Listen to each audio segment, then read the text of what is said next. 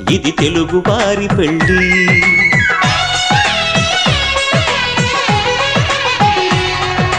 తెలుగువారి పెళ్ళి ఇలవైకుంఠమే మళ్ళీ, సంప్రదాయమే సౌందర్యంగా సాగుతున్న పెళ్ళి. ఇది తెలుగువారి పెళ్ళి.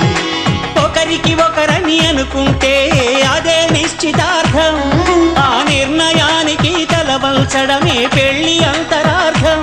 శతమానం భవతి అంటుంది శ్రావణ మాసం, శ్రావణ మాసం, శ్రావణ మాసం.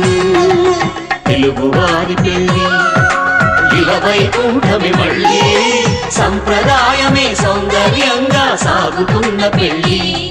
ఇది తెలుగువారి పెళ్ళి.